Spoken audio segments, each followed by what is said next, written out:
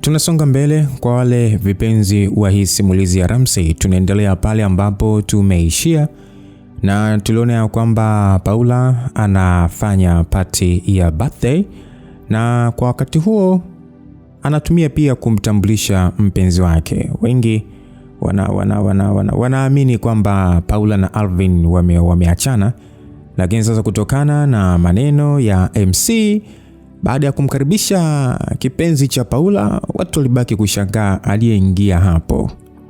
Kwa hiyo tunasonga mbele msikilizaji, langu jina ni Lucas Lumbas.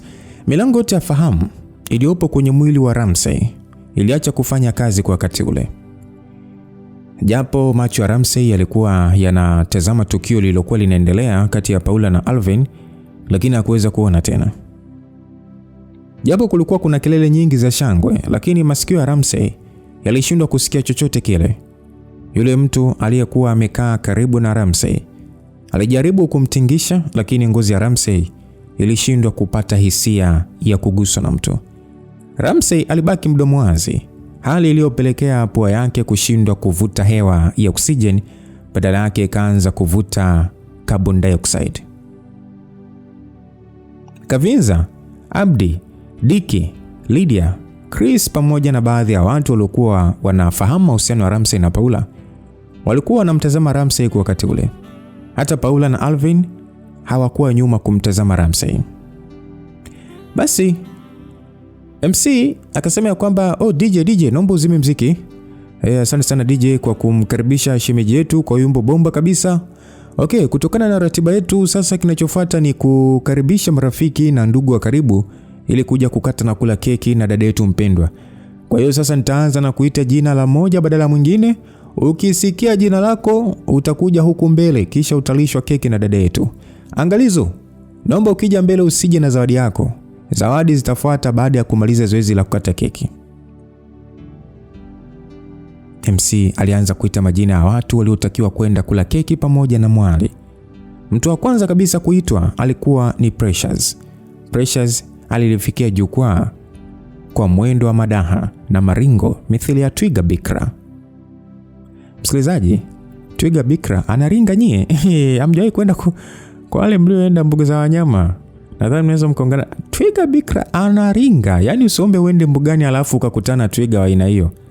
Yaani ataanza kutembea kwa kujishaua kwa kudhania labda unampenda. So baada ya Precious kufika kwenye jukwaa kuu, alikamilisha kile kilichompeleka pale mbele, kisha akarudi kukaa kwenye kiti chake. MC akasema kwamba okay, asante sana dada Precious, mwenye mwendo wa madaha na maringo. Mwendo kama unakanyaga tope. Hicho kiuno sasa kinavolegea utadhani unapiga yope. Wallahi Mwenyezi Mungu ni fundi. Okay. Kwa sasa namleta kwenu rafiki mwingine wa dada Paula, anaitwa Ramsey Innocent. Huyu jamaa ni fundi wa mpira kwa kutokea hapa UDSM tangu chuo kianzishwe. Huyu jamaa ukimuita Ronaldo utakuwa hujakosea kabisa. Kwa heshima na taadhima na kuomba uje huku mbele Mr. Cristiano Ronaldo. Ilikuwa ni maneno ya MC akimtaka Ramsey aende mbele kwa ajili ya kula keki pamoja na Paula. Hapo sasa ndo palikuwa ni patamu. Shauku ya watu wengi ilikuwa ni kuona maamuzi gani ambayo yangechukuliwa na Ramsey kwa wakati ule. Wengi waliamini kwamba Ramsey asingeweza kwenda mbele ya jukwaa kuu. Tukumbuke kwa kwenye jukwaa kuu kuna mwamba yupo huko wa Paula. Takriban sekunde 30 zilikatika pasipo Ramsey kufanya maamuzi yote. Macho ya watu wote yalielekea kwa Ramsey. Mtaalamu aliwaza na kuwazua, kisha akapata jibu ambalo aliliona ni sahihi. Ramsey hakuona sababu ya kuharibu sherehe ya Paula. Hivyo basi, katika hali isiyotarajiwa, mwanaume alisimama kisha akakamata zawadi ambayo alimwandalia Paula, alafu akaanza kupiga hatua kuelekea kule kwenye jukwaa kuu. Mara baada ya kufika, Paula alikata keki kisha akamlisha Ramsey. Wakati Ramsey analishwa keki, alijitahidi kuonyesha sura ya tabasamu mbele ya Paula, ingawa moyoni alikuwa na jeraha. Baada ya zoezi hilo kumalizika, Ramsey alimkabidhi Paula boksi la zawadi, huku akiendelea kudhihirisha tabasamu lake mbele ya mrembo Paula, kisha akasema kwa furaha, "Happy birthday my dear." Baada ya Ramsey kumaliza kusema hivyo, aligeuka nyuma kisha akafunua shati lake, na hapo alionekana anafuta machozi yaliyokuwa yameanza kutiririka katika mashavu yake. Kwa mwendo wa unyonge, Ramsey alipiga hatua kutoka kule kwenye jukwaa kuu. Katika hali isiyotarajiwa, Ramsey hakwenda kukaa tena kwenye viti vya waalikwa, badala yake aliamua kutoka nje ya ukumbi, kisha akaongoza njia kwenda kwao huku akiwa na mawazo lukuki. Ramsey hakuona sababu ya kuendelea kubaki eneo lile. Basi MC akasema kwamba asante sana ndugu yetu Ramsey kwa zawadi, japo umewahi kuitoa kabla ya muda sahihi uliopangwa. Okay, mtu anayefuata sasa ni pacha wa dada yetu Paula, binti kisura, mrembo, cha upole, dada mwenye nidhamu na msimamo. Misimamo yenye viwango vilivyothibitishwa na TBS. Rafiki yangu kipenzi ambaye nampendaga kimapenzi, ila mimi nashindoga tu kumwambia jamani, si mwingine bali ni Lydia Devi. Hiyo ilikuwa ni sauti ya MC ambaye alikuwa anamtaka Lydia asogee mbele ya jukwaa kuu. Jamani, mmemsikia MC? Mmemsikia MC alivyolitaja jina la Lydia? Lydia nani? Tuwezeni kweli na kifua. Basi bwana, kwa hakika MC alikuwa na mbwembwe zilizopitiliza. MC huyo alijulikana kwa jina la Jackson, ambaye alikuwa na urafiki wa karibu sana na Lydia, na watu wote walielekeza macho kwa mrembo Lydia ili waone pigo na style ambazo angeingia nazo pale jukwani, maana Lydia alijali uzuri wa sura na umbo ambalo hakustahili kulinganishwa na mwanamke yote ule. Lydia alisimama wima, kisha akashusha pumzi ndefu yenye uchungu ndani yake. Kilichofuata sasa, hakuna mtu ambaye aliamini bwana. Lydia alipiga hatua kuelekea mlangoni, kisha akatoka nje ya ukumbi wa sherehe. Mara baada ya kufika nje, aliangaza macho pande zote za dunia ili kutazama kama angeweza kumwona Ramsey. Kwa mbali aliweza kumwona Ramsey akijikokota kuelekea anapoishi. Lydia akatimua mbio kuelekea njia ile aliyopita Ramsey. Wakati Ramsey anaendelea kutembea, ghafla alivutwa shati kwa nyuma. Ramsey alisimama, kisha akageuka nyuma. Alishtuka kutana sura ya Lydia. Lydia, ni wewe? Ya, ni mimi. Hivi kwa nini umeondoka kumbia Ramsey? Na wewe kwa nini umeondoka? Mimi nimekufuata wewe. Kwa nini umenifuata mimi? Najua haupo sawa Ramsey, hivyo mimi niko na wasiwasi na safari yako. Kwa nini umeniuliza sababu ya kuondoka kumbini wakati unajua sipo sawa? Na kwa nini uwe na wasiwasi na mimi? Tatizo unaonekana una stress sana. Hivyo kutembea peke yako kwenye barabara unaweza kupata matatizo zaidi. Hukutakiwa kuondoka pale ukumbini. Lydia, nadhani umechanganyikiwa. Hivi ulitaka nibaki pale ukumbini kwa furaha ipi? Yale yaliyofanyika pale ukumbini ni mazuri sana upande wenu, lakini kwangu ni huzuni. Mimi sikuwahi kudhania kama hapa duniani kuna watu wakatili kesiki. Hii siku iliandaliwa kwa ajili ya kunikumbusha maisha niliyopitia siku za nyuma. Okay, naomba niondoke zangu kwa sasa.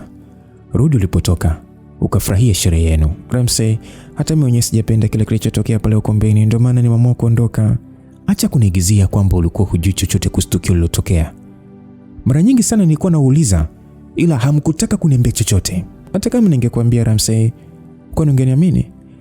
Okay, tuachane hayo maana huna hatia yoyote kwenye hii kesi. Mimi naondoka zangu, lakini kabla sijaondoka, naomba niambie kama unamfahamu vizuri yule MC.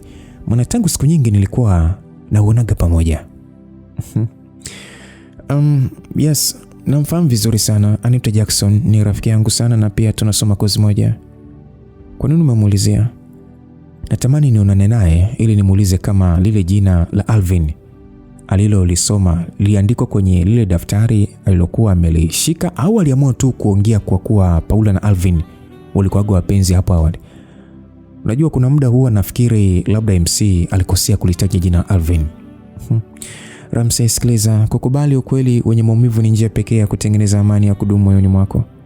Acha kujifariji kwa kutaka kugeuza ukweli kuwa uongo. Laiti kama Alvin alitajwa kwa makosa, basi Paula asingeonekana kutabasamu na kupeana mabusu na Alvin mbele yako na umati mzima.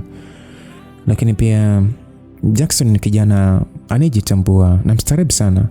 Hawezi kuongea vitu ambavyo vipo nje ya mipaka ya kazi yake. Kwa hiyo unamaanisha nini? Mimi ninachomaanisha ni kwamba tu kile kilichotokea pale kilipangwa na sio bahati mbaya. Sawa Lydia, nimekuelewa. Naomba niondoke zangu. Okay, ngoja nikusimamishe bodaboda ikupeleke unapoishi. Hapana Lydia, usijali kuhusu mimi. Nataka kutembea kwa miguu mpaka nyumbani ili nitazame tu haya magari na majengo ya hili jiji. Pengine yatanisaulisha birthday party ya Paula. Lakini ni hatari sana kwa Ramsey kutembea barabarani ukiwa na mawazo. Tafadhali sana, naomba unikubalie ninachokuambia, maana ukigongwa huko mjiani utapelekea maumivu kwa wazazi wako, kwani bado anakupenda sana. Yaani kweli kabisa, na mimi mama yangu ndo mtu pekee anayenipenda. Hivyo nakubaliana na wewe kwa kuwa sitaji kumuumiza mama yangu kwa uzembe wangu. Ramsey alipanda bodaboda kisha akaondoka zake, huku Lydia akibaki anayesindikiza kwa macho ile bodaboda. Baada ya dakika 2, Lydia naye aliamua kuchukua bodaboda iliyompeleka mpaka hostel alipokuwa anaishi. Hakutaka kabisa kurudi kule ukumbini. Sasa tukirudi kule ukumbini, mambo yalishakuwa vijimambo.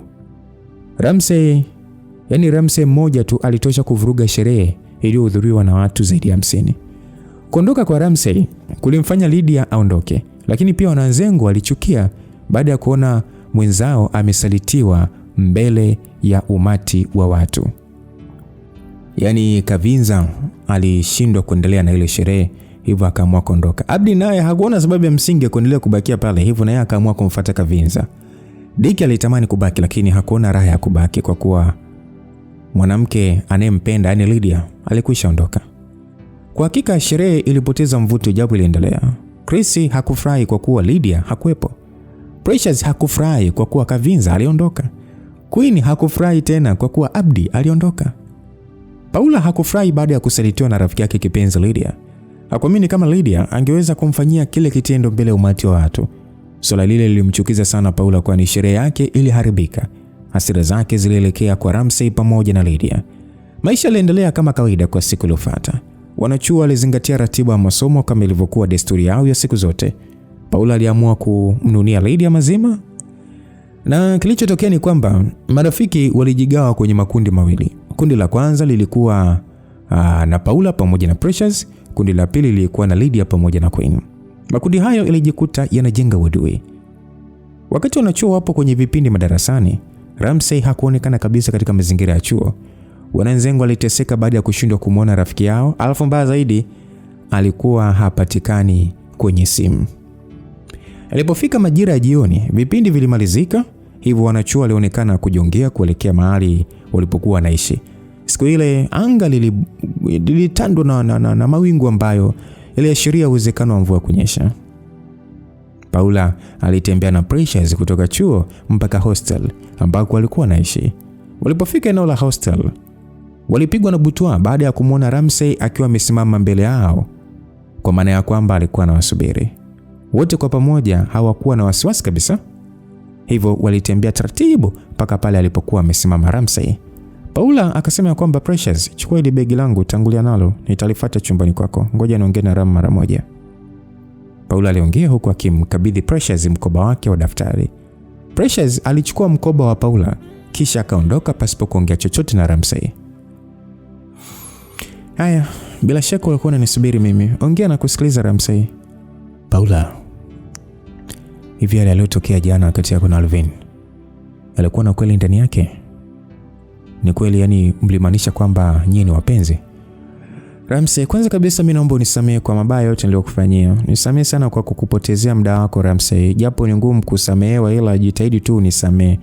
Mimi nakuomba sana usinichukie Ramsey, maana siku zote ulikuwa mtu mzuri kwangu. Hukuwahi kunitoa machozi tangu siku ya kwanza kukufahamu mpaka kufikia leo hii. Kwa naomba unisamehe sana Ramsey. Paula, bado sijajua point yako ni ipi hasa. Hebu naomba unijibu kile nilichokuuliza. Ramsey, ukweli ni kwamba mimi sijawahi kumpenda mwanaume yote katika dunia zaidi ya Alvin. Nisamehe sana Ramsey kwa kupotezea muda wako. Nampenda sana Alvin. Sasa no Paula, haiwezi kuwa kweli. Ina maana yale yote tuliyoyafanya yalikuwa maigizo Paula. Tafadhali Paula, hebu rudi kwenye ufahamu wako mpenzi wangu. Tafadhali sana usinifanyie hivyo Paula. Nadhani unafahamu ni jinsi gani nakupenda. Ila mimi sikupendi Ramsey, Mimi niliamua tu kukutumia wewe kwa lengo la kurudisha furaha ya moyo wangu ambao ni Alvin tu. Alvin ndio king wa moyo wangu, nampenda sana. Msikilizaji, kauli ya Paula ilimfanya Ramsey akose nguvu za kuendelea kusimama. Hivyo akajikuta anapiga magoti bila kutaka. Dakika zile zile Lydia na Queen walipita eneo lile wakiwa wanatokea chuoni. Ila hawakutaka kuingilia masuala ya wapenda nao, hivyo wakapita kama kivuli. Ramsey bado alikuwa amepiga magoti na mikono yake ilikuwa imeshikilia miguu ya Paula, huku akimwomba ampunguzie adhabu na ikibidi ampe basi hata likizo. Paula, mama, kwani kosa langu ni nini mpaka mama kuniadhibu hivi? Kwani uliamua kunichagua mimi? Mbona ulimwengu hamna huruma na hisia zangu? Ramsey, Nadhani ukweli umeshaujua. Hivyo mimi sitarajii kuona unanifuatilia tena kwa lengo la kurudisha mahusiano. Kwa hiyo mimi naomba tu kae mbali na hisia zangu ili usiniharibie mapenzi yangu kwa Alvin. Kuanzia sasa naomba ubaki kuwa rafiki kama ilivyokuwa hapo awali. Hapana Paula. Kwa ajili ya kulinda ndoa yako, basi hakuna haja ya mimi kuwa rafiki yako. Kuanzia sasa nitajaribu kukaa mbali na wewe. Nitapita kulia nikikuona kushoto. Japo nitateseka lakini sina namna. Itabidi nizoee. Okay. Chaguo ni lako Ramsey. Kama utahitaji urafiki basi sawa, na kama hauhitaji basi sawa pia. Ngoja mimi nikuache maana mvua imeshaanza kunyesha, hivyo naingia ndani. Nadhani ungeondoka ingependeza zaidi ili usiloe. Paulo, sijali kuhusu mimi, uingia tu ndani. Na kuruhusu uende kwa Alvin ili usiondoke na moyo wangu. Yale yote tuliyofanya naomba yasahau. Usimkumbuke tena Ramsey, kwani Ramsey ni kiumbe dhaifu sana kwenye hii dunia, hasa kwenye sekta ya mapenzi. Nenda mama. Nenda. Ila usirudi, nenda. Dakika zile zile mvua ilianza kunyesha na Paula naye akaingia ndani ya jengo la hostel na kumwacha Ramsey amepiga magoti huku akidondokewa na matone ya mvua ambayo yalilowesha mwili wake wote. Mvua iliendelea kunyesha lakini Ramsey hakuweza kuinuka kabisa pale chini. Miguu yote ilikuwa mizito. Mwanaume alitoa machozi ya kutosha akiwa kwenye mvua. Baadhi ya wanachuo waliokuwa wanaishi hosteli walishangaa kumuona superstar wao akiwa amepiga magoti kwenye mvua. Kuna wakati walihisi labda jamaa amechizika ghafla, maana mtu mwenye akili timamu hawezi kufanya tukio kama lile. Hakukuwa na mtu ambaye alijitokeza kwa ajili ya kumuuliza Ramsey kitu kilichomsibu, na ikibidi kumsia aondoke pale kwenye mvua maana ilikuwa ni hatari kwa afya yake. Watu walimpita Ramsey kwa kumtazama kama sinema. Lakini sasa ghafla bin vu, kuna msamaria mwema alijitokeza kisha akamfunika Ramsey kwa mwamvuli ili asizidi kuloa zaidi kwa mvua. Dakika zile zile hali ya Ramsey ilionekana kuwa mbaya zaidi, kwani ubaridi ulizidi mwilini mwake, hivyo akajikuta anakosa nguvu za kuendelea kupiga magoti, na taratibu mwanaume akawa anaenda chini kwa mwendo wa kinyonga. Lakini kabla hajafika chini, jamaa alidakwa. Oh, Abdi, hivi ulimpata tena jamaa? Wapi? Aisee, mpaka sasa Ramsey hapatikani kwenye namba zake zote. Mchezo wetu anagundu kinoma. Sikia sasa mwanangu, mpigie simu Diki ili baadaye basi tukamcheki Ramsey getoni kwake ili tukamjulia hali. Diki? Diki hawezi kukubali kabisa, maana tukio la Lydia kutoka pale ukumbini na kumfuata Ramsey, mwanangu, lilipelekea Diki amchukie Ramsey kwa kuhisi labda kuna kitu kitatokea kati ya Lydia na Ramsey. Mwanangu, sio siri mapenzi hana formula maalum. Hao mademu mwanangu hawaeleweki kabisa, maana wamekuwa kama daladala. Mpaka sasa sijui Lydia ni mchumba wa nani kati ya Diki na Chris. Hapo nimekumbuka kitu kavinza. Hivi mwanangu, unajua kwa nini Diki ameondoka mapema hapa chuoni? Mapana sijui. Aisee, huwezi kuamini mwanangu, baada ya vipindi vya asubuhi kumalizika, Chris na Alvin walitufuata kwenye kibweta tunachokaaga. Aisee, walitukuta pale mimi na Diki. Asa baada ya kutukuta, Chris akampiga mikwara Diki kwamba akae mbali na Lydia, vinginevyo atamtoa kwenye ramani. Kwa hiyo Diki alikubali kuwa mnyonge ama? Wapi. Diki akasema hawezi kuachana Lydia. Kilichofuata hapo, wanaume wakakunjana mashati mpaka kachanika. Mimi na Alvin sasa tulitumia busara kwa kuamua ugomvi ule. Kwa kuwa sasa shati la Diki lilichanika, hivyo akaamua kurudi hostel. Sasa itakuwa Chris alichukia baada ya Diki na Lydia kukaa meza moja ile jana kwenye birthday ya Paula, kabisa mwanangu. Jamaa alichukia mno. Ila tuache nayo masuala yake na Diki bwana, tuache nayo. Cha msingi hapa ni sisi kwenda kwa Ramsey Junior leo ili tukamjulia hali. Poa mwanangu, hilo halina shida kabisa. Tukimaliza kipindi cha mwisho basi tutaenda kumfariji ili asione kama na sisi tumemsaliti. Msikilizaji, alikuwa ni maongezi kati ya Abdi na Kavinza wakiwa maeneo ya chuoni. Basi ilikuwa ni majira ya saa 8 usiku katika jiji la Dar es Salaam, Tanzania. Kijana Ramsey alionekana kuzinduka kutoka kwenye usingizi mzito huku akihisi baridi kali mwilini mwake, ingawa alifunikwa na blanketi la kuzuia baridi. Katika hali ya kushangaza, Ramsey hakujua kabisa mahali alipokuwa na chumba kile kilikuwa kigeni machoni mwake. Ramsey alianza kuangaza macho huku na kule ili aweze kuona kama kulikuwa kuna mtu yeyote eneo lile.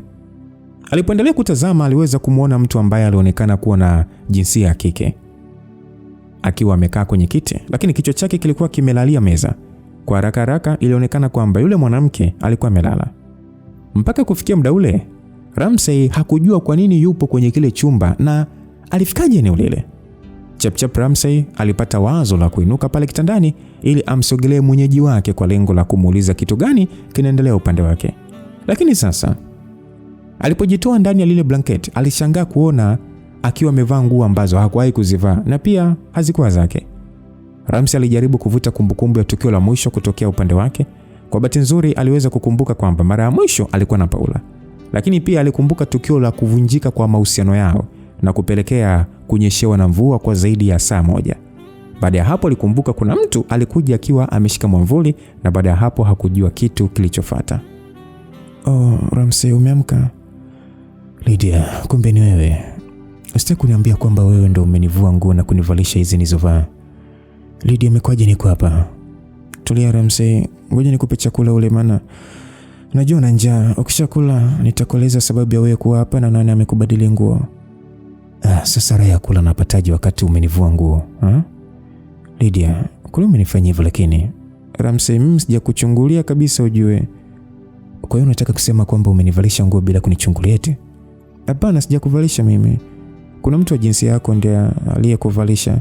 Hebu kula hiki chakula kisha kunywa na hii chai, itakusaidia kuongeza joto mwilini.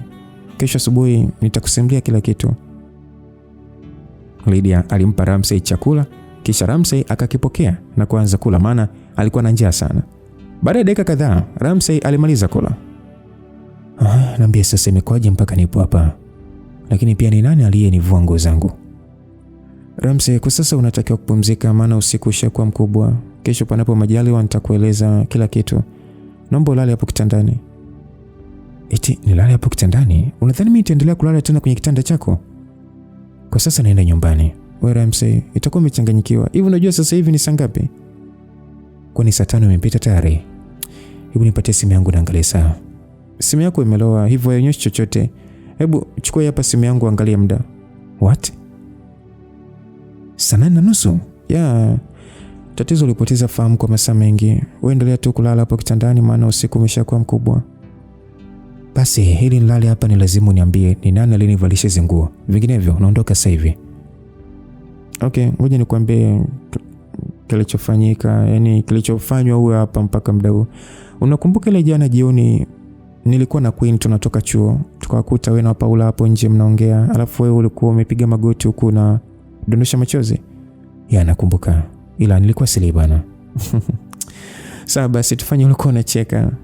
Kumbe Lydia ni mkorofi hivyo. "Okay, sawa endelea basi kunipa story." So baada ya kuwapita muda ule nikaingia zangu chumbani. Ratiba yangu ilikuwa ni kujisomea kwa wakati ule, lakini sasa kwa bahati mbaya kile kitabu nilichopanga kukitumia nilikisahau chuoni. Nitamani kukifuata kile kitabu lakini mvua ilikuwa imeanza kunyesha hivyo nikashindwa kutoka nje. Ila ghafla nilipigiwa simu na Jackson. Kisha akaniambia amekikuta kitabu changu hivyo nisio na wasiwasi kesho angeletea chuoni. Jackson ndio yule MC wa birthday. Ni yeye. Nahisi kumchukia sana yule jamaa. Okay, endelea na kusikiliza Lydia. "Unamchukiaje bure Jackson? Jackson hana hatia na usiki kabisa kwenye hukumu yako." "Sawa, endelea kuongea na kusikiliza." "Okay, nilimwomba Jackson anipitishie kile kitabu hostel maana nilitaka nikitumie ile siku. Kwa kuwa Jackson rafiki yangu sana hivyo aliamua kuniletea kitabu kile bila hata kujali mvua. Alipofika hapa hostel alikuja mpaka chumbani kwangu kisha akanikabidhi kitabu na hapo ndipo aliponipa taarifa zako kwamba alikuona nje umepiga magoti huku kinyeshwa na mvua. Hapo ndipo nikakurupuka na kuja nje na mwavuli. Na kweli nikukuta kama nilivyoambiwa. Kabla sijaongea chochote na wewe ndo nikakuona unataka kuanguka lakini nilikudaka kabla hujapigiza kichwa chini. Na pale pale ulikata moto." Kumbe wewe ndo ulikuja na mwavuli." "Ya, nilikuwa mimi. Baada ya tukio lile nilimwomba Jackson anisaidie kukutoa eneo lile kisha tukakuleta mpaka hapa ulipo. Kwa kuwa ulikuwa unateseka kwa baridi kali, ikabidi Jackson sasa aziondoe nguo zilizoloa mwilini mwako kisha akakuvalisha nguo zake mara baada ya kuzifuata hosteli unapoishi." Asante Mungu kwa kuwa hukunichungulia. Yaani ningekufa kwa pressure walai. "Mbona hujafa sasa wakati nilikuchungulia wakati Jackson anakuvalisha?" Wewe unamaanisha kweli?" "Nakutania. Mimi naanzaje kwa mfano kuchungulia vitu vya siri bwana? Sitaki kujitafutia njozi mbaya." "Kwa hiyo kila unapoonaga huo unaota njozi mbaya, si ndio?" "Mimi sijai kuvionaga. Ila naamini nikiona basi nitaota njozi mbaya." "Sasa naomba ulale sasa kitandani maana usiku umeshakuwa mkubwa." "Alafu utalala wapi?" Mimi nalala hapa kwenye meza kama nilivyolala mwanzo. Kwa sasa wewe lala kitandani. Mimi mwanaume ndo nitalala hapo kwenye kiti na naegemea meza. Hapana bwana, wewe ni mgonjwa. Hivyo unatakiwa kulala kitandani, hutakiwi kulala kwa mateso. Lydia, nisikilize. Mimi siumu chochote. Wewe lala hapo kitandani. Kwa nini ukubali kuteseka kisa mimi mjinga wa mapenzi? Hebu lala kitandani bwana, ili kesho ufiti kimwili ukiwa darasani. Mimi kesho siendi chuo. Kwa nini uende? Sababu utaijua kukishapambazuka. Ramsey alisogeza kiti pale mezani alipokuwa amelala Lydia mwanzo, kisha akaegesha kichwa kwa ajili ya kufuta lepe la usingizi. Ramsey, mbona unakuwa na vituko jamani? Vituko gani sasa? Si nimekuambia ulale pale kitandani lakini. Ukweli ni kwamba mimi siwezi kulala hapo kitandani. Niwe na ufurahia usingizi alafu eti wewe ulale kwa mateso ukiwa umekaa kwenye kiti. Huu utakuwa ni udhaifu mkubwa nikiwa kama mtoto wa kiume. Kwa hiyo unatakaje sasa? Nataka wewe ndio ulale hapa kitandani, alafu mimi nitalala nikiwa nimekaa kwenye kiti. Kukuacha wewe ulale kwenye kiti alafu mimi nilale kitandani ni jambo lisilowezekana kabisa, maana wewe ni mgeni wangu na pia ni mgonjwa wangu. Hivyo hutaki kulala kwa mateso Ram. Basi tulale wote hapa mezani au tulale wote hapo kitandani, kwa kuwa kitanda ni kikubwa. Nafikiri hiyo ndio njia pekee ya kumaliza huu tata. Ramsey, tutalalaje kitanda kimoja watu wa jinsia mbili tofauti na isitoshe hatuna mahusiano? Hilo ni swala la kawaida sana. Tunaweza kulala kama rafiki tu na hakuna jambo lolote litakalotokea, kwa kuwa mimi sina kabisa hisia na wewe na hata wewe huna hisia na mimi. Kwa hiyo siku hizi umekuwa msemaji wa moyo wangu eti. Wewe umejuaje kwamba sina hisia na wewe? Moyo wangu umeniambia hivyo. Okay, nafikiri ni kweli moyo wako upo sahihi. Sina hisia kabisa na wewe. Naomba usiniguse hata kwa bahati mbaya Ramsey. Yaani ukinigusa tu basi nakupa kesi ya ubakaji. Nimeamua kukusaidia sio kwa sababu eti nakupenda, no. Nimekusaidia kwa kuwa nina moyo wa kukusaidia. Yaani nina moyo wa kusaidia na si vinginevyo. Lydia, usijali kuhusu hilo Lydia. Mimi siwezi kukugusa hata kwa hewa itakayotoka puani kwangu. Hata mimi sina kabisa hisia na wewe. Hivyo ukinigusa nakupa kesi ya ubakaji. Hii mito tutaiweka katikati kama mpaka ili tusisogeleane kabisa.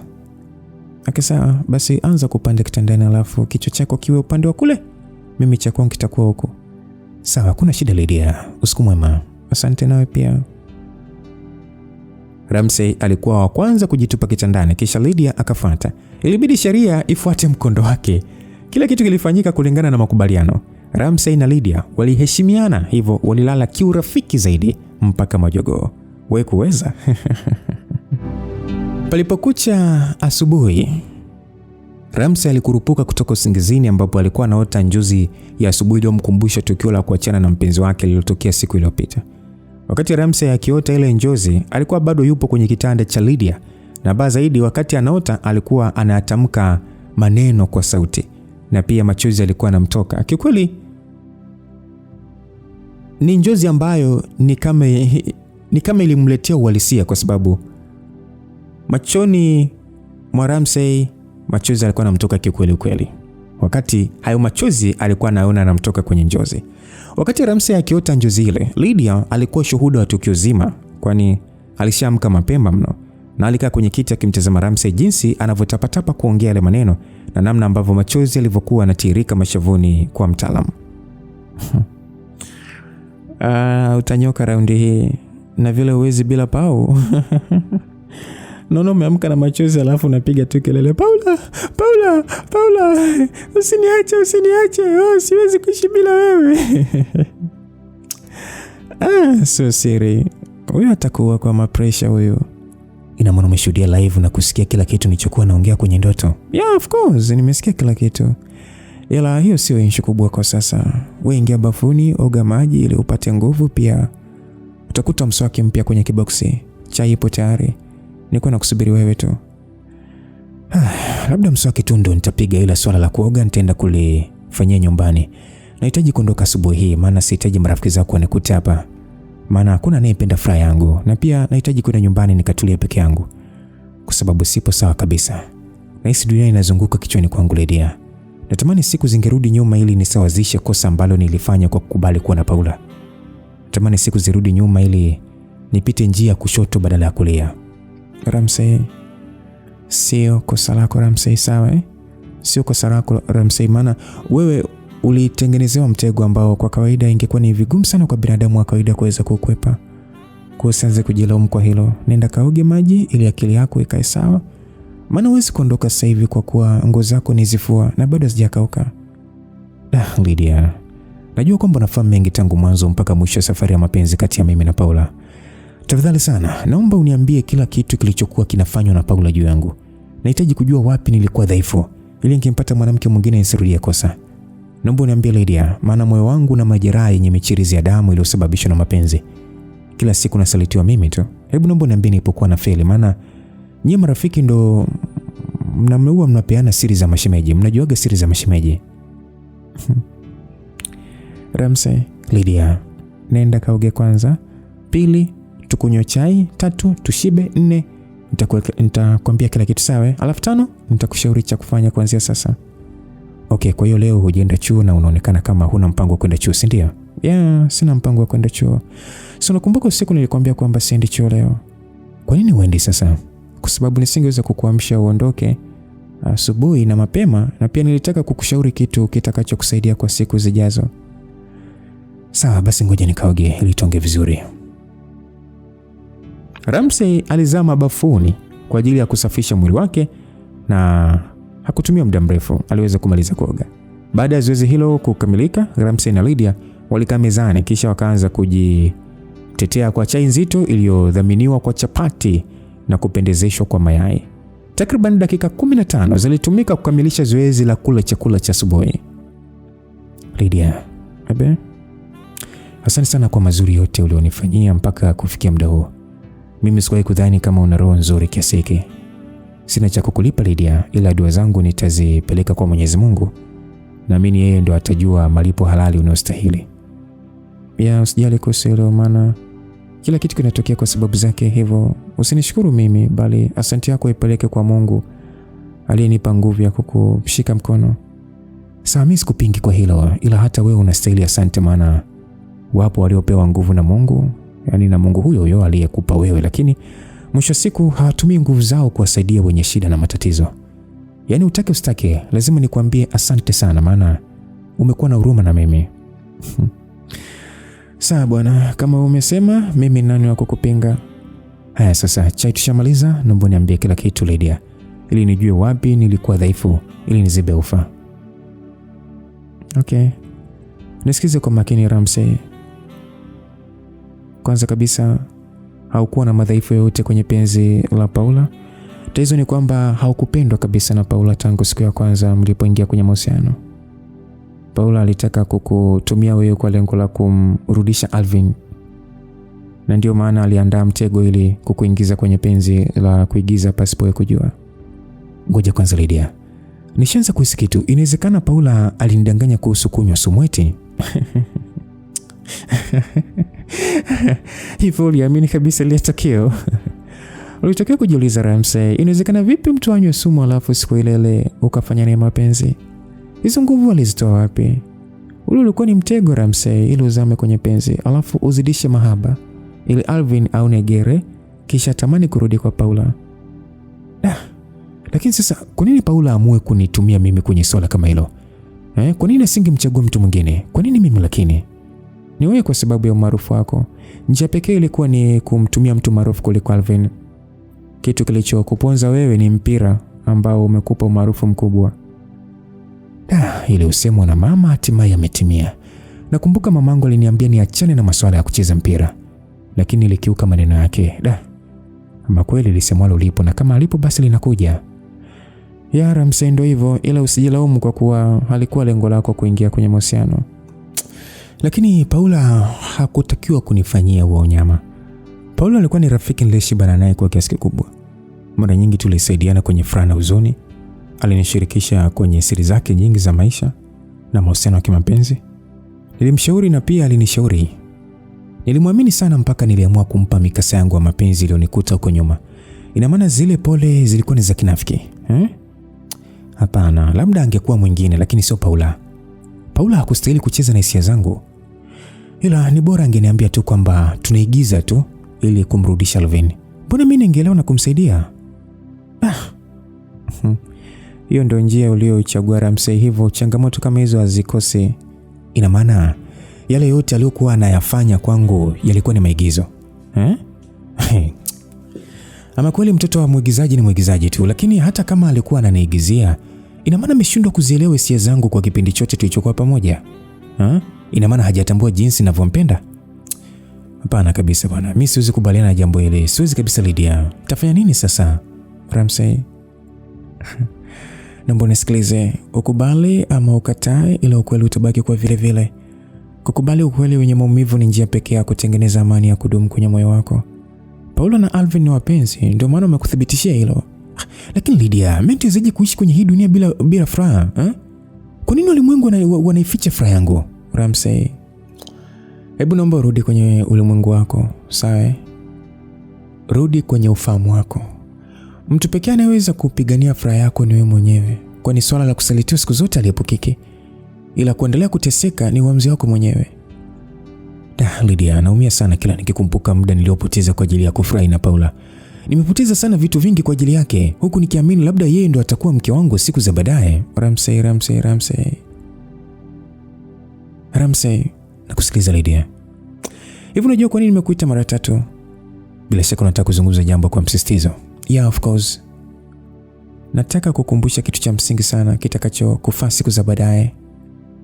Kamwe usije ukaupa muda thamani kubwa dhidi ya moyo wako kwenye mapenzi. Tambua kwamba moyo wako una thamani kubwa kuliko muda uliopoteza kwa Paula na hata hao ex-girlfriend wako wa nyuma. Wewe ni kijana handsome, shupavu, mtanashati na pia Mwenyezi Mungu amekupa kipaji cha kukufanya uwe gumzo midomoni mwa watu. Hivyo kwa sasa tuliza akili. Tema kulia, fukia kushoto. Jaribu kusahau yaliyopita na uvute subra ili Mwenyezi Mungu akuletee mtu sahihi maishani mwako. Mimi nakusihi usiwafuatilie kabisa Paula na Alvin. Fanya mambo yako kwa ustadi zaidi ili ufanikiwe, na siku moja wale wote waliokusaliti watakuja kukuomba msamaha na watatamani kuwa na wewe, lakini watakuwa wamechelewa. Lydia, wewe ni mwanamke mwenye mtazamo mkubwa sana. Kwa hakika umenifundisha nadharia za mapenzi kwa marefu na mapana. Asante sana Lydia. Umekuwa rafiki mwema kwangu ndani ya muda mfupi. Maneno yako yanafanya nipate nguvu ya kusimama tena na kujiona nina kila sababu ya kufurahi hata kama haifurahishi. Sio siri, najiona mpya kwenye hii dunia, japo sina uhakika kama naweza kuja kumpata mwanamke wa kudumu maishani kwangu. Maana ile trailer ile limenitesa mno. Ramsey, mtu sasa utampata, ila cha msingi tu ni kuvuta subra. Tambua kwamba ukiona mahusiano yako hayaendi vizuri, kila kukicha unateswa na mapenzi, yani kila kukicha unateswa na mpenzi wako, basi ujue kuna mtu mwingine anakupenda zaidi ya huyo uliye naye. Ni swala la muda tu. Kwa hiyo inawezekana misukosuko iliyopo kati yangu na Paula inaashiria kwamba kuna mtu mwingine ananipenda sana. Yeah, yupo mtu anayekupenda zaidi, na huyo ndo atakuwa fungu lako. Lydia, acha kunifariji hivyo. Mimi siamini kama kuna mwanamke anayenipenda sana kwenye dunia. Wote wanaokuja kwangu wanafuataga kiki tu, wakishapata wanaondoka. Basi niamini ninachokwambia, kila jema lina maumivu yake na pia hakuna marefu yasiokuwa na ncha. Kwa sasa unaenda kumpata mwanamke atakayekupenda kwa dhati. Lydia. Yes, Ramsey. Promise me. I promise you. Wait, you'll see her soon. Kwa hiyo unafikiri huyo mwanamke atakuwa pale pale chuoni au wapi? Ni pale pale chuoni. Yupo na kila siku mnaonana. Kila siku tunaonana? Yeah, mnaonana. Inawezekana kama ni mwanamke yote yule, lakini sio wewe, si ndio? Kwa nini siwezekani ni kama mimi? Kwani mimi sina moyo wa kupenda? Eti baba, mimi sina moyo wa kupenda. Basi ngoja nikwambie kitu Ramsey, wewe ni wa thamani sana kwenye hii dunia. Hivyo una kila sababu ya kupendwa na mtu yote yule. Inawezekana unayosema yakawa na ukweli kwa nafsi yako, ila mimi siamini kama wewe unaweza kuwa ndo huyo mwanamke. Basi kama uamini, ngoja nikuaminishe, mimi ndo huyo mwanamke anayekupenda sana. Ramsey, I love you. Nakupenda sana. Mwenzako alinichezea bongo movie, ila wewe unataka kunichezea picha la Korea. Lydia, tafadhali sana Lydia, usiniingize kwenye mtego wa mapenzi kwa sasa. Mimi nahitaji kupumzisha moyo na akili, maana mitihani ya kumaliza mwaka itaanza mwezi ujao. Nipo tayari kukupa chochote kile ili mradi tu nisingie kwenye moyo wako. Nafahamu udhaifu wa moyo wangu, kwani umekuwa mwepesi sana kupenda na ni mgumu sana kusahau. Lydia, naonea huruma. Endelea kunitetea siku zote. Nimependa sana msimamo wako Ramsey. Wewe ni kijana mwenye upeo wa akili, japo kuna watu wanakufanya uonekane taira. Naomba usiweke akilini kile nilichokwambia, kwani niliamua tu kukupatia mtihani wa kupima mihemuko na tamaa za mwili wako. Ukweli ni kwamba sijamaanisha kuwa nakupenda kiuchumba. Lydia, wewe yaani ulinishtua mno ulivyonitamkia lile neno. Nikaanza kukufananisha na Paula kwa kuhisi labda unataka kunitumia kwa ajili ya kumfanya rafiki yangu zidi kukupenda. Rafiki yako zidi kunipenda mimi? Rafiki yako gani? Namaanisha baby baba wako. Yupi huyo? Mbona mimi sina baby baba kabisa? Kwa hiyo unaamua kumkana? Hapana Ramsey, mimi ninachoongea kipo sahihi kabisa. Mimi sina mchumba na sihitaji kuwa kwenye mahusiano. Lydia, usitaki kuniambia kwamba na wewe umemsaliti rafiki yangu Dicky kisa yule Chris. Mbona hamna huruma nyinyi wanawake? Ramsey, nani alikwambia kwamba nimewahi kuwa na mahusiano na Dicky? Ni Dicky mwenyewe alishatutambulisha hivyo. Sisi sote tunakufahamu kama shemeji yetu. Kwa Dicky mwenyewe ndo aliwaambia hivyo? Yeah, lakini hakuongea kwa ubaya kabisa.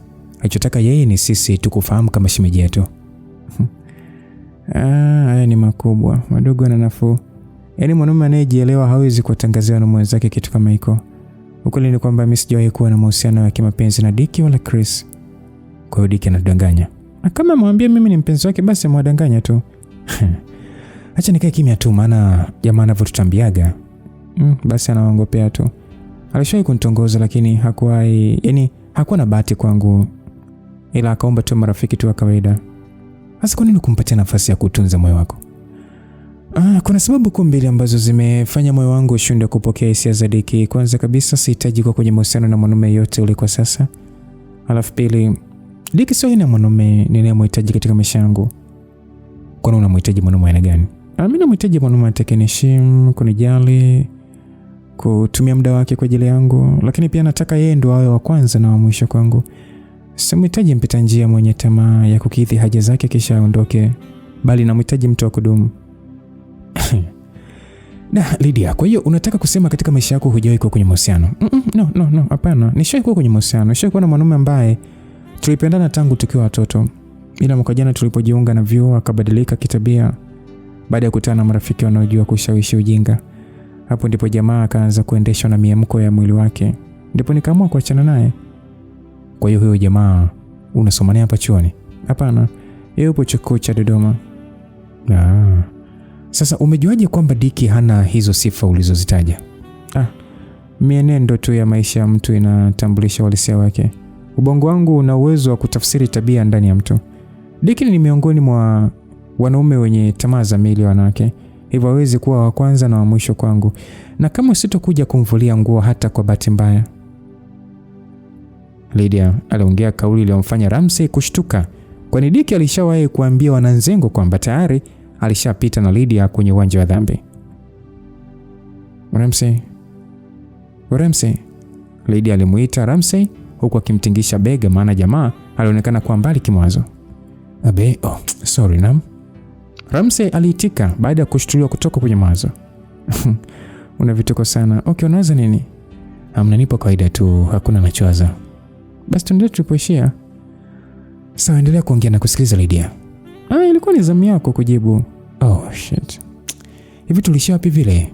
Ndio maana nilikwambia unawaza ile unakataa. Unaona sasa umesahau mpaka tulichokuwa tunaongea. Wewe, nimekumbuka. Umesema Dicky hana tabia zinazokupendeza. Na vipi kuhusu Chris?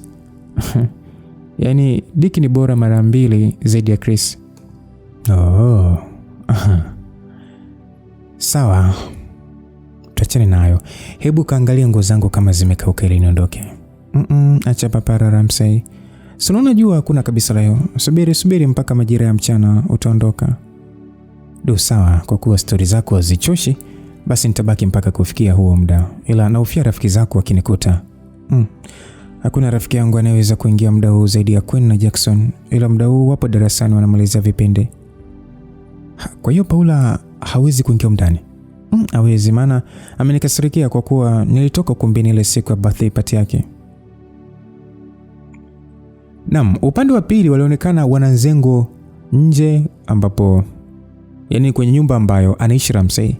Walikuwa ni Abdi, Diki, Kavinza ambao walienda kumwangalia Ramsey ambaye hakuonekana chuoni kwa takriban siku mbili. Basi Kavinza akasema kwamba wewe washikaji, mimi na Ramsey atakuwa ameenda kwao Manzese. Yani tangu jana jioni tumekaa hapa mpaka majira ya saa 3 usiku. Ila mtu hajatokea na hata kwenye simu hapatikani. Abdi akasema hata mimi mwenyewe nahisi yupo kwao. Kama vipi tumpigie simu mama yake ili tupate hakika zaidi. Kavinza akasema mimi nahisi hilo swala litaleta shida nyingine kwa mama yake Ramsey. Kama jamaa hayupo kule, maana mama yake atapata mshtuko juu ya mwanae kutokuonekana chuoni na pia kwao hayupo. Sasa atajiuliza mwanae ameenda wapi. Kwa hiyo hilo litakuwa ni jambo zito washikaji. Baada ya Kavinza kuongea hivyo, akipinga wazo la Abdi, Diki akasema kwamba ila wadau mnazingua kinoma. Hivi kwa nini tusifanye tu mambo yetu ya msingi kwa sasa? Kwa nini tunaendelea kuumiza vichwa kisa mpumbavu mmoja tu ambaye hatuweki hapa mjini? Kavinza akasema mwanangu, unachuki sana na Ramsey. Mbona jamaa hana tatizo na wewe, ila wewe mara nyingi tu unaonekana kumchukia sana, Hebu acha kumchukia mtu bwana ambaye atakuchukia. Unajua Ramsey ni mtu ambaye hapendi vita na mtu yote. Na ndio maana hakuwa na kinyongo na wewe ulivyokuwa unatoka na demu wake Joyce. Diki akasema Joyce na Ramsey waliachana. Sasa ulitaka Ramsey aniwekee magogo ya nini sasa wakati hakuwa na mamlaka naye? Kavinza akasema acha ujinga wewe. Unadhani watu watujui kama wewe ndio ulikuwa unapaka matope penzi la Ramsey na Joyce, Mwanzo kabisa ulikuwa mshenga wa Ramsey kwa Joyce. Baadaye ukageuka ukaanza kutia ndimu kwenye penzi lao kwa kumponda Ramsey. Hatimaye Ramsey akaachwa. Ila bado Joyce akaenda kwa Ticha Miki. Baada ya hapo ukajifanya kwamba unataka kumchukua Joyce kutoka kwa Ticha Miki kwa kigezo eti cha kulipa kisasi cha rafiki yako Ramsey. Ukweli ni kwamba taarifa zako tulikuwa nazo tangu kitambo tu, ila Ramsey hakutaka tu kugombana na wewe kisa mwanamke mpumbavu. Amini kwamba ipo siku Ramsey atakufanya ukose usingizi. Si unamuona boya eti? Wewe unamuona boya? Freshi. Kavinza aliamua kumchana Diki kinagobaga. Abdi akasema kwamba boya Kavinza, hebu acha nini basi nao maswala. Mimi nimepata wazo kuhusu kumpigia mama yake Ramsey. Baada ya kuongea hivyo, akaambiwa kwamba tatizo Diki anafusi sana mashindano na Ramsey ambaye hahitaji mashindano. Ndio maana mimi mama kumchana bwana. Mchizi tupo naye ila sasa ni snitch kinoma yani. Ona sasa. Yani mwamba ni una. Wewe ni wazo gani umelipata Abdi? Abdi akasema ngoja ni pige kwanza namba ya mama yake alafu mtajua wazo langu tu ni nini. Basi Abdi aliongea sasa akitafuta namba ya mama yake na Ramsey kwenye simu yake. Diki akasema kwamba Kavinza, naona umeamua kuwa msemaji wa Ramsey siku hizi. Yaani naona umejikuta ni kama Haji Manara vile. Pale alipokuaga Msimbazi au Antonio Nugas pale alipokuaga Yanga. Unajikuta sana mwanangu. Diki aliongea kwa jaziba. Abdi akasema kwamba tulieni basi mwanangu, simu inaita. Abdi aliongea hivyo akiwatuliza wenzake ambao walianza kupandishana maneno. Hello mama. Hello, habari yako? Mzuri mama, shikamoo. Marhaba. Wewe ni Abdi au nani? Ndio mama, ni mimi mama. Abdi hapa naongea. Hii namba yangu mpya ya Tigo. Ile zamani ifute maana ilipotea. Sawa, nimekuelewa mtoto mzuri. Naambia ulikuwa na shida gani baba? Nitaka kuulizia tu bei ya Chibu perfume zipoje hapo dukani kwako. Wewe mtoto wewe. Usiniambie kwamba chuo kimekupandisha chati kutoka kwenye perfume za 5,500 mpaka kwenye perfume za 100,000. Sasa hivyo mama, tulikuwa tu tunabishana hapa kuhusu bei za hizo perfume, maana kuna watu wanasema kwamba eti zinauzwa mpaka 5,000. Wengine wanasema 50,000 na kuna mtu anasema zipo mpaka za 100,000. Kwa hiyo naomba umalize utata wetu bi mkubwa. Ina maana hapo Ramsey hayupo? Mama yake Ramsey aliuliza swali lilofanya Abdi na Kavinza washtuke kidogo. Ramsey hayupo kwenye ubishi. Basi mtafuteni yeye, atawapa majibu sahihi. Maana yeye anazijua vizuri sana bei za Chibu perfume ambazo zimetofautiana kulingana na ukubwa wa vichupa vyake. Sawa mama, ila nimejaribu kumtafuta kwenye simu lakini hapatikani kabisa, ndio maana nikakuuliza wewe. Afadhali umenikumbusha baba. Yaani huyo rafiki yako unajua mimi nimempigia simu tangu jana ila hapatikani. Hebu naomba ukimuona umwambie kwamba Jumapili akisharudi kanisani aje nyumbani na muhitaji. Mpaka hapo Wananzengo alichoka baada ya kugundua kwamba Ramsey hayupo hata kwa mamake. Kavinza akasema kwamba sasa huyu jamaa atakuwa wapi? Au labda amejiua na kujizika kisirisiri. Aliongea Kavinza huku akikuna kichwa chake. Diki akasema kwamba wazee, mimi na sifa zangu bana, nyie endeleeni kupoteza muda wenu kwa vitu vya kipuzi. Wewe unaanzaje kumtafuta mtu mzima mwenye ndevu zake bana? Diki aliongea hivyo. Dakika zile simu ya Kavinza iliita, ikiashiria kupigwa. Kavinza alitoa simu mfukoni na kukuta jina la mpigaji lilikuwa ni la kipenzi chake Precious. Kavinza alitamani kuisaliti simu ile kutokana na mawazo yaliyokuwa yanamzonga kwa wakati ule, lakini akaamua kupokea simu ile. Hey, dear, hello. Kwa kawaida nipo poa, ila kwa uhalisia sipo poa kabisa. Wewe acha tu mama, yani tangu jana tunamtafuta Ramsey ila hatumuoni. Ndio, mpaka kwao yupo, maana tumeongea na mama yake. What? Unasema kweli? Ina maana alikuwa huko jana jioni? Kwa hiyo alinyeshewa na mvua kisa Paula. Sasa kwa nini lakini mmemfanyia hivyo huyo jamaa asiyekuwa na dhambi na mtu yote yule jamani? Precious, naomba unisikize vizuri sawa. Mwambie Paula kwamba hayo maumivu atalipa hapa duniani. Hakuna mwanamke aliyewahi kumsaliti Ramsey na akaishia kuwa na furaha ya kudumu. Yaani lazima atalipia tu. Okay, kwa hiyo alikuwa hostel ipi? Okay sawa basi sawa. Hebu ngoja tuje maeneo ya huko tuulizie kwa watu labda tutampata. Okay poa, baadaye sasa. Kavinza alimaliza kuongea na Precious kwenye simu kisha akamgeukia Abdi akamwambia kwamba wewe Abdi, wenzetu wanapoishi akina Lydia na Paula, inawezekana Ramsey yupo kule, maana jana jioni alipigwa talaka 3 na Paula. Hivyo alikosa nguvu na yani ni kama alipoteza fahamu hivi. Alikosa nguvu ya kutembea na nimeambiwa kwamba ile mvua bwana ilikuwa ni inanyesha mwilini mwake. Inawezekana kuna mtu alimchukua na kumpa hifadhi. Kavinza alimwambia hivyo Abdi. Diki alivyosikia ile mada, machale akamcheza kwa kuhisi labda Ramsey atakuwa amesaidiwa na Lydia, na ndio maana Lydia hakuonekana chuoni asubuhi ya siku ile. Diki akaona haiwezekani. Diki akasema kwamba oya, tuende sasa hivi huko hostel. Kavinza akasema acha zako wewe. Wewe umesema kwamba unakaa mbali na swala la Ramsey. Sasa kwa nini unawashwa tena? Wewe sipa bwana, wewe tuache sisi tukamfuate mchizi wetu. Ila siku akukuta na wewe tunakuacha. Kavinza alivyoongea hivyo, Abdi akasema kwamba wewe wanazengwe, sisi wote ni kitu kimoja. Hivyo tufanye hili swala kwa umoja. Kwa sasa hakuna sababu ya kwanza kubishana, hivyo tunapaswa kwenda huko hostel sasa hivi. Abdi aliongea kisha akaanza kupiga hatua kuelekea hostel kwa kina Paula. Kavinza na Diki walimfuata Abdi. Sasa alikuwa ni majira ya saa 7 mchana ambapo jua lilikuwa linawaka kwa kiasi kutokana na uwepo wa mawingu angani. Nje ya eneo la hostel alionekana Paula, Alvin, Chris na Precious wakiwa wamekaa kwenye kivuli cha mti huku wakiendelea kupiga stori zao mbalimbali. Asa Chris alimuuliza Paula kwamba sasa Shem, tunafanyaje kwenye ule mpango wetu? Paula akajibu kwamba yani Shem, kwa sasa hivi yani itakuwa ni vigumu kumfuata Lydia chumbani kwake au kumpigia simu maana hatuongei kabisa siku hizi.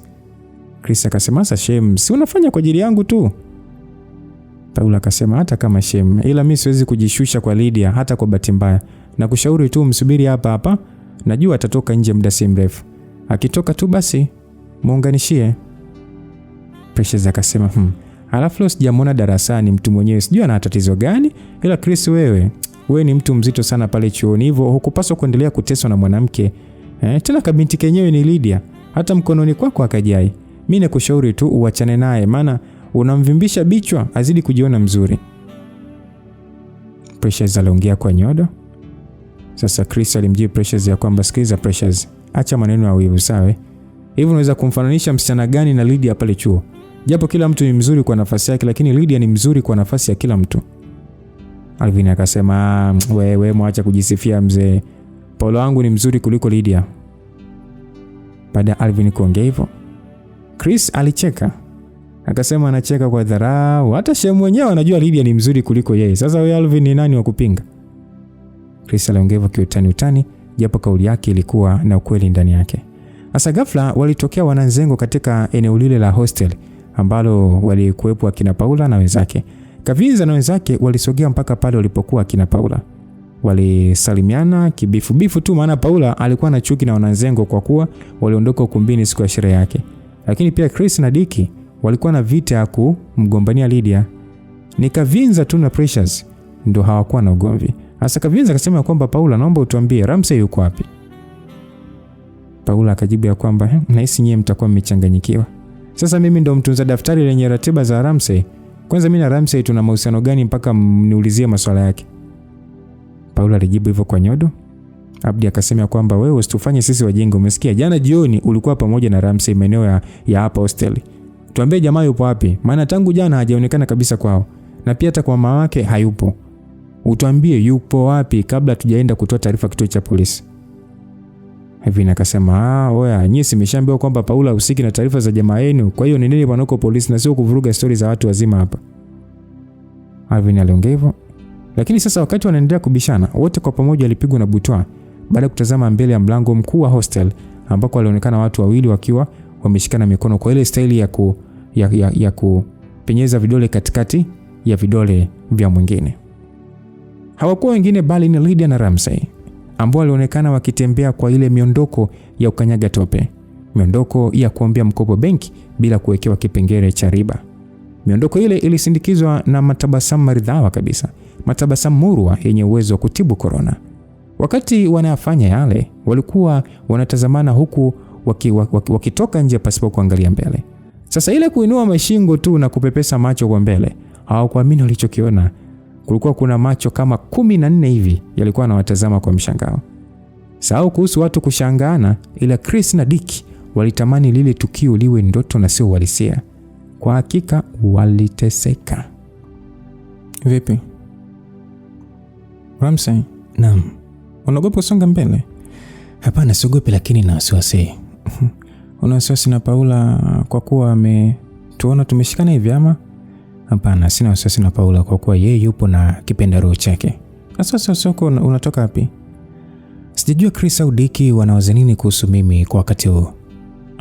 Kwani wewe ni wakina nani? Japo uliniambia huna mahusiano nao, ila sina hakika kama uliniambia ukweli. Ina maana uniamini?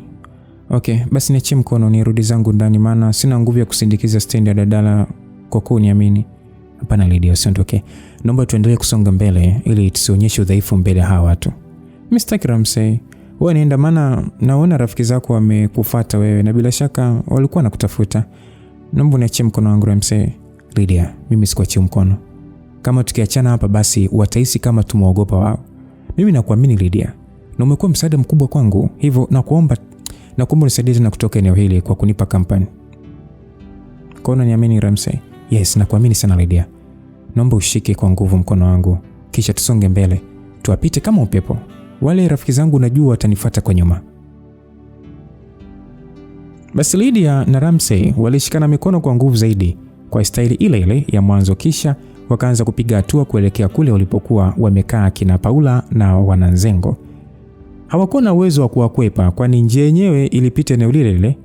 Ramsey na Lydia walipita kama kivuli kwenye lile eneo pasipo kuongea na mtu yote yule. Baada ya kuwapita kwa mita chache, Ramsey aligonganisha juu vidole vya mkono wake ikiwa ni ishara ya kuwataka wenzake wamfuate.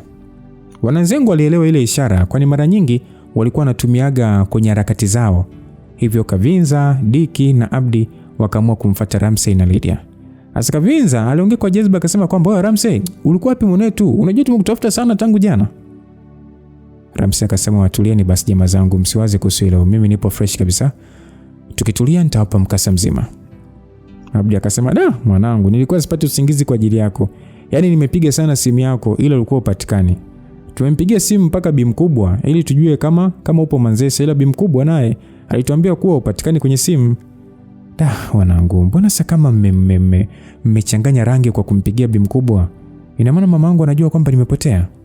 Hapana, ajui kama umepotea, maana nilimpigia kwa stay ya kumuulizia bei ya cheap perfume. Ndipo akatuambia kwamba amekutafuta kwenye simu tangu jana ila hajakupata, hivyo akaniagiza nikwambie kwamba Jumapili uende Manzese. Abdi alijibu hivyo. Sasa Ramsey akaambiwa kwamba Ramsey, basi ngoja mimi nikuache na marafiki zako, mimi naenda kufanya shughuli zangu nyinginezo. Okay, asante kwa yote Lydia. Baadaye nitakucheki kwa simu na kama simu yangu itapona, ila ukiona kimya basi ujue bado haijapona. Na usijali kabisa kwa ile Ram, ila usisahau yote tuliyoyaongea. Kwaherini jamani. Kavinza aliitikia akasema kwamba shem, kwaheri pia. Tunashukuru sana kwa kumsaidia rafiki yetu.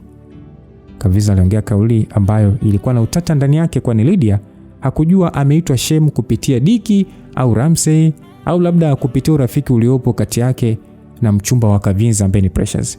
Asa Lydia hakutaka kuhoji sana, hivyo akaona bora aondoke. Lakini alipopiga hatua kama mbili hivi, akaitwa na Diki. Hey, Lydia. Sorry, naomba subiri basi kidogo tuongee. Diki, mimi nimechoka kusimama, hivyo utaniambia kwenye simu hicho ambacho nataka kuniambia. Dakika moja tu Lydia, nataka nikuulize kitu. Okay, ongea haraka na kusikiliza Diki. Okay, ina maana Ramsey alikuwa kwako tangu jana? Ya, alikuwa kwangu. Kwa nini muulize hivyo? Hamna kitu, ila mimi nataka tu kujua tu, maana tulimtafuta sana tangu jana na hatukujua wapi alipolala. Sasa kwa nini usingeenda kumuuliza rafiki yako hilo swali? Nitamuuliza tu, ila mimi nataka tu kupata uhakika kutoka pande zote. Alafu ufanyeje ukishapata uhakika? Lydia, mimi nafikiri unajua ni jinsi gani mimi nakupenda, licha ya kwamba tumekuwa marafiki. Ukweli ni kwamba mimi sijapenda na nimeumia sana kujua kwamba ulikuwa na Ramsey tangu jana.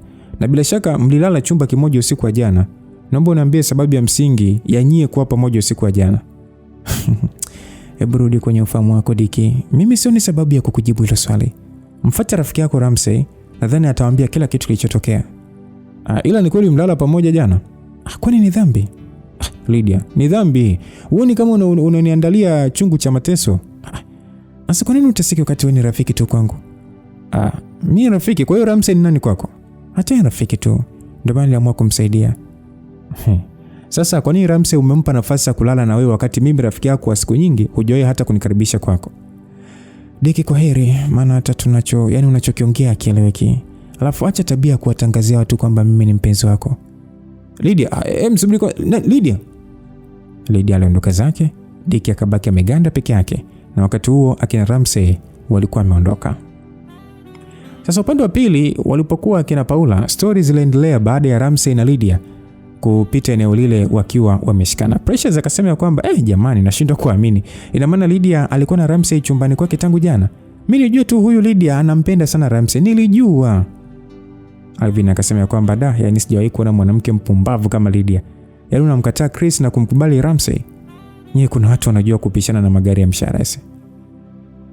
Alvin alivyosema hivyo, Paula akasema kwamba alafu kuna wanaopenda kutembelea nyota za watu jamani. Ina maana Lydia alikuwa anatamani niachane na Ramsey ili amchukue yeye. Japo simpendi Ramsey, ila sijapenda kuona rafiki yangu anatoka kimapenzi na ex-boyfriend wangu. Paula alivyoongea, Alvin akasema kwamba sasa mpenzi wangu, kinachokutetemesha ni kipi wakati Ramsey umeachana naye? Sio hivyo tu, kumbuka umemtoa machozi. Kwa hivyo ulitaka asitokee mtu akumfuta machozi. Kwa sasa unatakiwa kufurahi, maana Ramsey hata kusumbua tena kama amepata mwanamke mwingine. Paula akasema mimi sijachukia Ramsey kupata mwanamke, ni bora angetoka na mwanamke yote yule, ila sio Lydia ambaye ni rafiki yangu. Precious alicheka akasema kwa hiyo Pao, unataka kumpangia Ramsey mwanamke wa kutoka naye? Tulia bibie, waache wapendane. Kwanza wamedamshi sana walivyotupita hapa. Sio siri, wameendana kwa muonekano mpaka tabia. Precious aliongea kwa utani usioumiza kwa nje, ila huko ndani ya mioyo watu waliteseka. Basi mtu mzima Chris akasema kwamba swala la Lydia na Ramsey kuwa wapenzi ni dhambi isiyosameheka kwenye gereza langu la hukumu. Lydia atakuwa wangu kwa jasho na damu. Liwe jua iwe mvua, Lydia ni wangu, na yeye ndio mwanamke niliyemchagua kwenye maisha yangu. Chris aliunguruma kwa namna hiyo mara baada ya kimya cha muda mrefu. Dakika zile Lydia alikuwa anapita eneo lile akiwa anatoka kumsindikiza Ramsey. Lydia hakutaka story na mtu, hivyo akawapita kama hakuwaona. Lakini kabla hajafika mbali alidakwa mkono. Akaambiwa tulia kwanza Lydia. Mbona una haraka hivyo? Chris, naomba niachie mkono wangu. Okay, mimi nakuachia, naomba unisikilize kwa dakika chache tu. Kwa sasa jisikii kuongea chochote kile. Hivyo tutaongea kwa wakati mwingine. Lydia, naomba basi japo dakika 2 tu kusikilizwa. Unataka kusikilizwa? Ndio. Okay, sema. Lydia, hivi hiki nilichokishuhudia umekifanya kwa matakwa yako au umelazimishwa? Kipi? Yaani ulichotoka kukifanya na Ramsey muda mfupi uliopita. Kushikana mkono au? Yeah. Kwani sisi ndio wa kwanza kushikana mikono kwenye hii dunia? Mbona hili ni jambo la kawaida sana? Sawa, hilo ni jambo la kawaida. Na vipi kuhusu kukushindana chumbani kwako tangu jana usiku mpaka kufikia muda huo? Chris, nikuulize swali. Niulize tu usijali. Okay, unaniuliza maswali yanayohusu mizunguko yangu ukiwa kama nani kwangu? Lydia, mimi nadhani unajua jinsi ninavyokupenda. Wivu wa mapenzi unanitesa Lydia. Chris, nadhani unajua pia jinsi gani sikupendi. Sasa wewe wivu unautoa wapi? Lydia, come on my lady. Hivi ni kweli unanikataa mimi na unakwenda kumkubalia Ramsey? Huoni kama unakuwa mjinga? Ngoja nikuulize kitu Lydia. Hivi unaweza kunifananisha mimi na Ramsey? Ukweli ni kwamba mlingani kabisa, japo mko sawa. Kitu pekee ulichomzidi Ramsey ni pesa tu. Lakini vingine vyote vilivyobaki amekuzidi. Sasa bahati mbaya iliyoje ni kwamba unamtaka Lydia ambaye havutiwi na pesa za mwanaume yote ule. Kwa hiyo unataka yani kusema kwamba Ramsey ana kila kitu kinachokuvutia kwake, si ndio? Yeah, of course. Ana kila sifa inayonivutia. Lydia, maneno yako unajua yanachoma ndani ya moyo wangu. Kwa nini unanitesa hivyo Lydia? Chris, acha kujitesa mwenyewe. Alafu unaanza kuwasingizia watu wengine. Nishakwambia tangu siku nyingi kwamba mimi sikupendi. Kubali basi aishe. Naam, wakati stori zile zikirindima, akina Paula hawakuwa mbali sana. Hivyo kuna baadhi ya maneno walikuwa wanayasikia. Lydia alimaliza kuongea na Chris, kisha akaanza kupiga hatua kuondoka, lakini Chris akamshika mkono Lydia na kupelekea Lydia kusimama.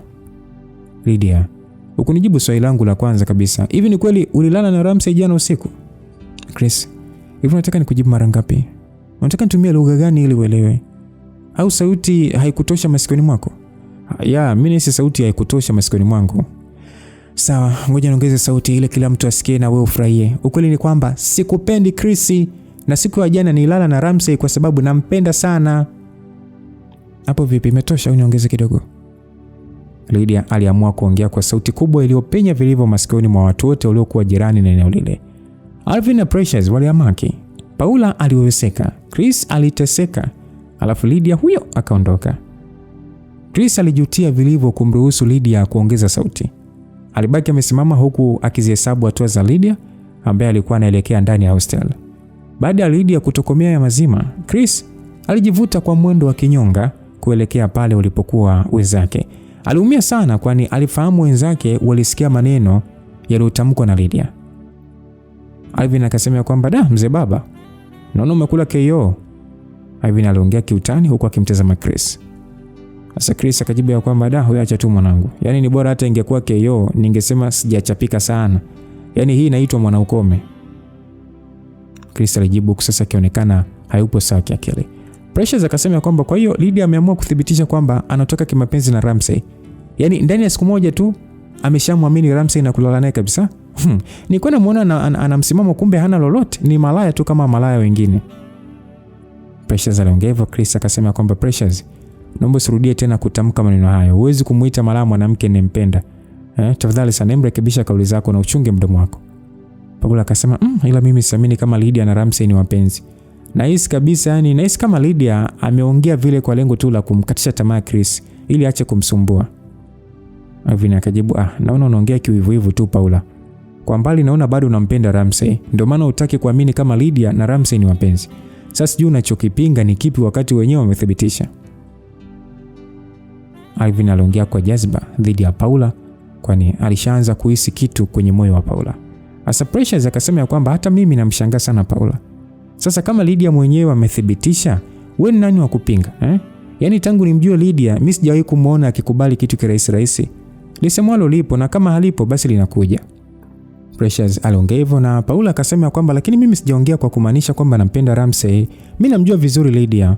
Hawezi kumkubali Ramsey kirahisi kama mnavyofikiria. Swala la Ramsey kuwa na mchumba, mimi alinitetemesha kabisa. Sasa Chris akamuuliza Alvin akasema wewe Alvin, unafikiria njia ipi ya kuitumia kwa sasa ili kumpata ule manzi? Alvin akasema njoo pembeni kwanza tuandae kombora la maangamizi. Hatuwezi kuongea mikakati ya kiume mbele ya hawa rembo. Paula akasema kwamba jamani, simuongee tu hapa ili wote tusikie na ikiwezekana tutawasaidia kwa hapa mbinu. Chris akamwambia Paula ya kwamba yani shemu wewe ndio huna mbinu kabisa. Maana zoezi hili lilikuwa mikononi mwako kwa takriban mwaka mmoja. Ila umeshindwa kumshawishi rafiki yako. Sasa utawezaje kumshawishi sasa hivi wakati ameshakuwa adui yako? Chris alimwambia Paula kauli hiyo. Sasa Paula akasema kwamba sawa bwana, nyie nendeni tu huko chemba mkajenge, ila hakikisheni damu ya mtu haimwagiki. Chris akasema tulia shemu, wewe angalia mchezo unavyokwenda. Basi Chris aliongea hivyo kisha akainuka pamoja na Alvin, alafu akasogea pembeni kwa ajili ya kuteta jambo la siri. Na kusikiza sasa mchezo wangu. Wewe unafikiri tufanyeje? Mwanangu, mimi nafikiri kwa sasa tunatakiwa hapa tukamfisi Ramsey kisha tumpe mikwara ya viwango vya kimataifa kama ile ya Rais Trump wa Marekani dhidi ya Kim Jong Un wa Korea Kaskazini. Mimi nafikiri ataogopa tu, maana wewe unajua ni mtu mzito pale chuoni na unafahamu hilo. Chris akauliza kwamba kwa hiyo unafikiri hilo ndio litamfanya Lydia kunikubali mimi? Alvin akasema hata kukubali moja kwa moja, ila baadaye atakukubali, maana mzizi wake tegemezi ambao unampa jeuri itakuwa ni tumeukata. Hivyo itakuwa ni ngumu Lydia na Ramsey kuwa wapenzi. Kwa hiyo ndio itakuwa nafasi yako sasa. Chris akasema ndio maana nakubali sana mchezo wangu. Yaani macho yako yanaona mbali sana. Chris alijibu kukubali wazo la Alvin. Sasa Alvin akasema kwamba alimekwisha hilo mwanangu. Tusubiri tu kesho ifike, tutampata tu kule chuoni. Naam, siku iliyofuata wanachuo walihudhuria vipindi kama kawaida yao. Walimu waliingia madarasani kwa kupishana na pia wanafunzi waliingia kwenye vipindi kwa kubadilishana vyumba vya madarasa. Masaa songa na ukafika muda wa wanafunzi kupata mapumziko marefu yaliyowapa muda mzuri wa kula chakula cha mchana. Sasa Ramsey na timu yake walienda cafeteria kununua na kula diko la mchana kama ilivyokuwa desturi ya wananzengo hao kuwa hawajitengeki kabisa. Hivyo waliagiza misosi yao kisha wakatafuta meza iliyokuwa wazi na kukaa. Kavinza akasema kwamba Ramsey, huu ndio muda sasa wa kutusimulia kilichokukuta tangu juzi. Na vipi kuhusu shemeji yetu Paula, maana naona kama ni yale ya enzi zile yamejirudia hivi. Shida nini mwananzengo? Ramsey kinyonge akasema kwamba wanangu wenyewe acheni tu. Yaani kuna vitu visikieni tu kwa wengine ila ombeni visiwakute. Basi Dick akasema kwamba ndio tuelezee samana yetu ili tufahamu kwa nini ulishinda ndani na Lydia wakati unajua ni shemeji yako. Dick aliongea kwa akiwa na shauku kutaka kujua ilikuwaje mpaka Ramsey alale kwa Lydia. Tulia Dick, mimi najua ile ni shemeji yangu, hivyo usiwaze kabisa, maana hakuna tulichokifanya. Ngoja niwasimulie mkasa mzima wanangu, maana okay ni hivi, nadhani mnafahamu uhusiano wangu na Paula namna ilivyoanza. Kumbe Paula bana. Ramsey aliwasimulia marafiki zake mkasa wote uliotokea kati yake na Paula tangu mwanzo mpaka mwisho, na pia aliwaeleza tukio lililosababisha apotee kwa siku 2 na kuwathibitishia kwamba alilala kwa Lydia. Mtaalamu hakupindisha kabisa maelezo yake. Mpaka kufikia mwisho wa story wananzengo ni vijasho vya mbamba viliwatoka. Kavinza akasema kwamba pole sana mwanangu, hivi inawezekana vipi yale yote yaliyokuwa yanafanywa na Paula yakawa maigizo? I say, ila kuna wanawake wana roho mbaya kinoma. Yaani unatafuta furaha ya moyo wako kwa kuwatia maumivu watu wasiokuwa na hatia. Abdi akasema ila Ramsey unamkosi sana jamaa yangu. Hivi kwa nini kila siku unateswa wewe tu? Hivi umewakosea nini hao wanawake? Dick akajibu ya kwamba unajua tatizo kubwa linalomponza Ramsey ni uaminifu aliokuwa nao. Unajua kwenye mapenzi ni ngumu sana kukuta kapo iliyoundwa na waaminifu tupu. Yaani mwanaume na mwanamke wote kwa pamoja wao waaminifu. Siku zote mwanamke mwaminifu anampata mwanaume mdanganyifu na mwanaume mwaminifu anampata mwanamke mdanganyifu. Kwa hiyo ndio mitihani iliyopo kwenye mahusiano mengi. Kwa hiyo nataka kusema kwamba ukijiona mwaminifu kwenye mahusiano yako basi ujue mwenza wako ni mdanganyifu. Na ukijiona ni mdanganyifu basi mwenza wako ni mwaminifu, si ndio? Ramsey alimuuliza Dick na Dick akasema hiyo ni falsafa ambayo mimi naiamini sana kwenye mapenzi. Ndio maana mimi sijawahi kulalamika, maana sijawahi kuwa mwaminifu kwa mwanamke yote ule. Abdi akasema ila wazee huyu Ramsey ni mtakatifu walai. Yaani amelala na mrembo kama Lydia usiku kucha tena kitanda kimoja bila kutenda dhambi. Kavinza akasema huyu jamaa mimi huwa namuitaga Ram the Saint nikiwa na maana ya mtakatifu Ramsey. Yaani mimi ningekuwa mimi nisingejali ushemeji wewe. Ningeomba mzigo, kama ningenyimwa basi ningebaka tu. Miaka 30 kwa kumbaka Lydia ni adhabu ndogo sana. Kavinza aliongea kwa utani ambao ulimkasirisha mtu fulani. Dick akasema kwamba Kavinza kausha basi mwanangu naona umeanza kuvuka mipaka, yule ni shemeji yako ujue. Dick aliongea akiwa amechukizwa na kauli ile. Basi Kavinza akasema kwamba ni utani tu mwanangu Dick, wala hata usifoke. Ila Ramsey naomba uachane kabisa na habari za Paula. Yule ni muuaji mwanangu. Kwa sasa unatakiwa uishi maisha yako huku kisubiri mwanamke bora uliandaliwa kwa ajili yako. Hata mimi mwenyewe nafikiri kuachana Precious, maana yani ni amenipokutisha sana mfukoni, halafu hajatulia kabisa ile demu. Kavinza aliongea maneno yaliyosimamia ukucha kwa urefu na mapana. Abdi akasema kwamba upo sahihi sana Kavinza. Mimi naongezea tu hapo ulipoishia. Kwa sasa unatakiwa kuachana na Paula na uangalie upande mwingine. Hapa chuoni kuna wanawake wengi tu wenye uzuri wa sura na tabia, na miongoni mwa hao wanawake wanaonekana kukupenda sana, mkali wa dimba, hivyo ni muda wa kumtambua mmoja kati ya hao. Abdi aliongea hivyo. Sadiki akasema kwamba mimi nakukumbusha tu Ramsey, kuachana kwako na Lydia kusifanye ukavamia mahusiano ya watu wengine na kufanya watu wateseke. Mimi nakupa tahadhari jamaa yangu. Chonde. Lydia ni shemeji yako. Stay away from her. Diki aliongea kwa kujihami, maana alishaanza kunusa harufu ya penzi jipya kati ya Ramsey na Lydia. Lakini sasa dakika zile zile wakati Wananzengo wanaongea, ghafla alitokea Chris na Alvin ambao walifika kwenye ile meza na kusimama kama bodyguard.